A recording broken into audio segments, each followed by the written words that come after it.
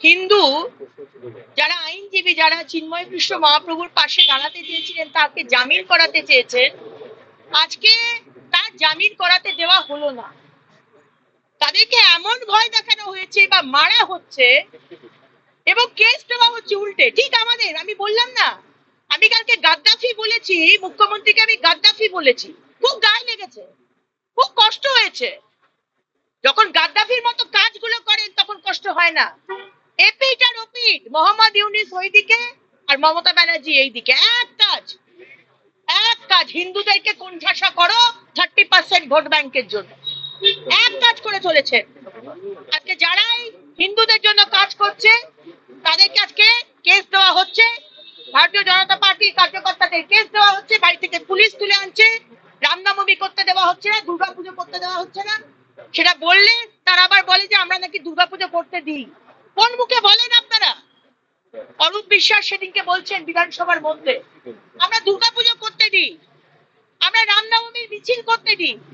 আর কত অসত্য কথা বলবেন?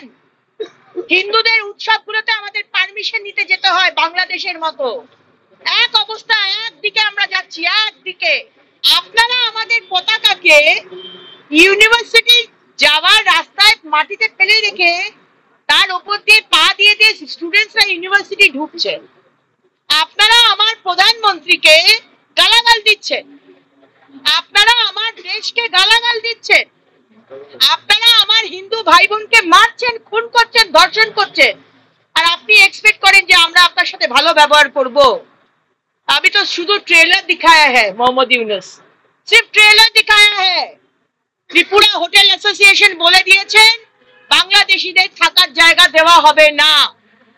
পশ্চিমবঙ্গের কিছু কিছু ডাক্তার হাসপাতাল বলে দিয়েছেন বাংলাদেশী আপনারা আসবেন না, আপনাদের চিকিৎসা দেওয়া হবে না।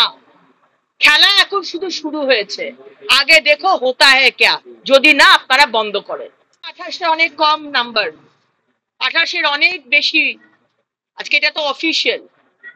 আমাদের এখানে যেরকম মহিলাদের অত্যাচারে আমরা সবসময় ফার্স্ট হই, রিপোর্ট যায় না, তথ্য চেপে দেওয়া হয়, আমাদের এনসিআরবিতে ভুল তথ্য পাঠায় আমাদের সরকার, মুখ্যমন্ত্রী, পুলিশ মন্ত্রী, ঠিক সেরকমই সারা পৃথিবী তাকিয়ে রয়েছে বাংলাদেশের দিকে। সেটাই তারা বলছে 28 জনের মৃত্যু হয়েছে। এমনি সময় মনে হবে 28 জন বিরাট নাম্বার, কিন্তু না, 28 জনের অনেক বেশি মৃত্যু হয়েছে 100%।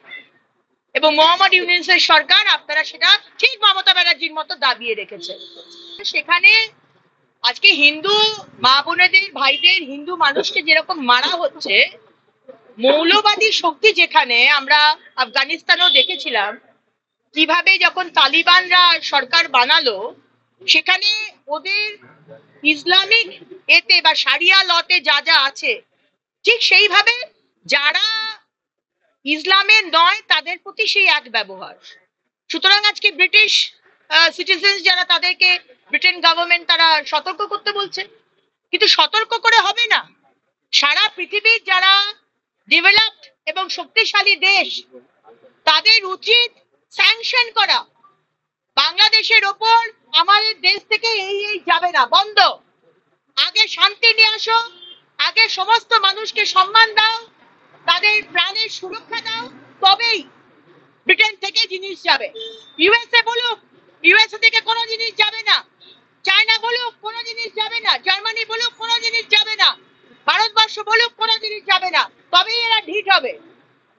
এদের মতো শক্তি, এদের মতো বদমাইশি আর অরাজকতা, এগুলো আমরা মানবো না। সারা পৃথিবী একটা ডিসিপ্লিন, একটা ভদ্র সমাজের দিকে আমরা তাকিয়ে রয়েছি। আমরা ভদ্রভাবে বাঁচতে চাই, এইভাবে আমরা বাঁচতে চাই না, এটা চলতে পারে না। আমাদের ভিডিও ভালো লাগলে লাইক এবং শেয়ার করুন, কমেন্ট সেকশনে গিয়ে জানান আপনাদের মতামত।